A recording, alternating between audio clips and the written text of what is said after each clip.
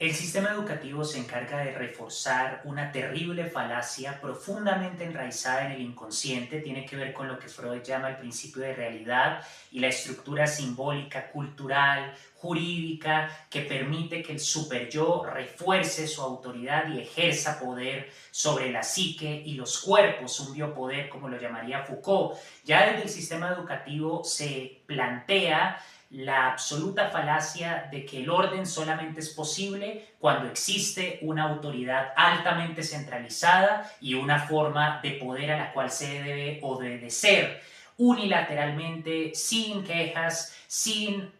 margen de resistencia, ni crítica, ni mucho menos rebelión. El anarquismo te construye esos mitos permeados desde lo cultural y lo simbólico en todos los modos de producción, no solamente en el capitalismo, solamente que en el capitalismo adquieren un matiz mucho más institucional y de un alcance muchísimo más global.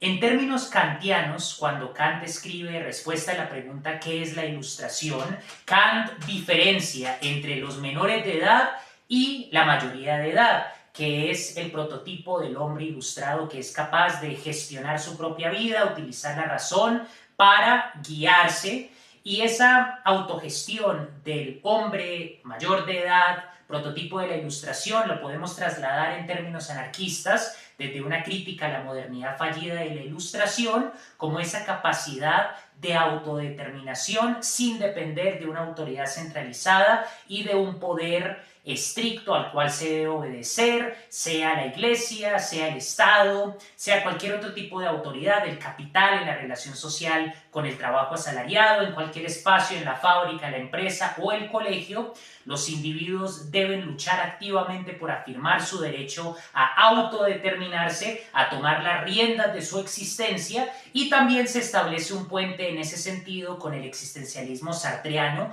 a propósito de la libertad. La esencia es posterior a la existencia y el ser humano tiene la posibilidad de construir su propia identidad, su proyecto existencial, solamente que en la sociedad en la que vivimos hay un exceso de represión, lo que Marcuse, Eros y Civilización llama plusvalía libidinal. En la sociedad en la que vivimos, el superyo ha tomado una dimensión simbólica supremamente poderosa,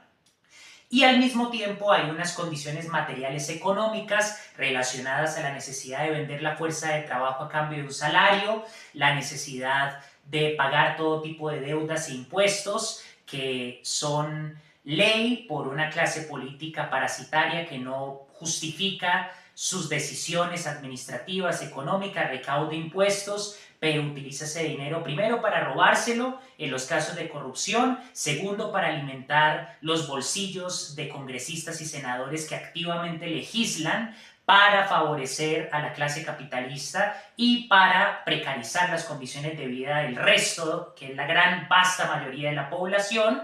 Y tercero, utiliza ese dinero para rescatar a los capitales cuando entran en crisis, a los grandes capitales, vale decir. En ese sentido, el anarquismo se configura como una protesta y una crítica que arroja luz sobre la necesidad de que los individuos nos desliguemos de depender de figuras altamente autoritarias, porque es muchísimo más cómodo depender primero en la figura del padre simbólico desde la psicología freudiana, que puede incluso permitirnos hablar de la necesidad de caer en la creencia religiosa, y es algo que el joven Marx ya veía en su crítica a la filosofía del derecho de Hegel. Cuando los seres humanos son capaces de hacer la crítica a la religión, de la crítica a la religión y de la necesidad de creer en un más allá utópico, se deriva la posibilidad de la crítica de la política y de lo social concreto.